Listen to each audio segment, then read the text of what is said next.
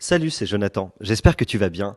J'aimerais te dire que Dieu a toujours un temps d'avance. Ce n'est pas toujours facile de comprendre comment les choses fonctionnent, notamment lorsque tu as envie de voir des choses s'accomplir, que tu voudrais que ça s'accomplisse tout de suite, et malheureusement, tout te fait voir le contraire.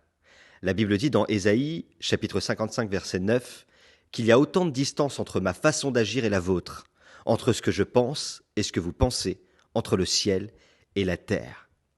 Il y a quelque temps en arrière, alors que je venais d'arriver dans une église, tout était au top. Les finances étaient bien tenues, une organisation incroyable, un temps de louange extrêmement fort, une prédication très parlante, plusieurs centaines de baptêmes à l'année. Et moi, je voyais cette église et j'ai beaucoup pleuré.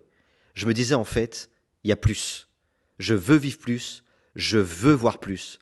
En fait, j'en veux plus. Et puis après plusieurs jours, je reprends le train pour rentrer chez moi. Et dans le train, j'étais pensif. Et je me demandais comment certaines choses pouvaient changer. J'étais un peu triste, vraiment. Je repensais à tout ça et je me disais en moi-même, pourquoi j'ai vu tout ça? Parce que de toute manière, je ne le vivrais pas. Et puis là, quelqu'un m'envoie un message. Est-ce que je peux t'appeler? Quelqu'un que j'avais rencontré dans cette église. Je m'y attendais pas.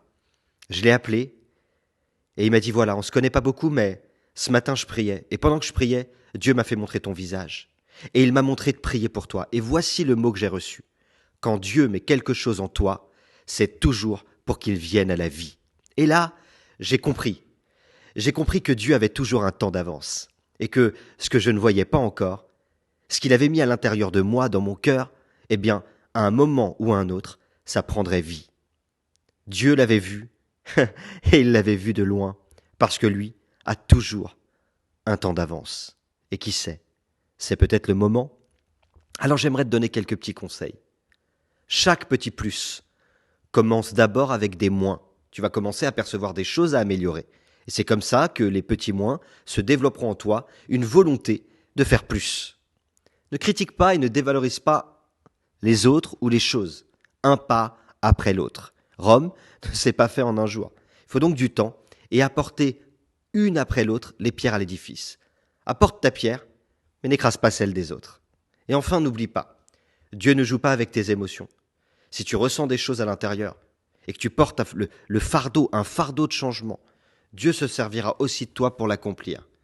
Le temps n'est pas un ennemi, c'est un allié. Prends le temps de réfléchir les choses, de les mûrir, de prier les choses et de laisser Dieu en son temps les accomplir avec toi, car il y a plus.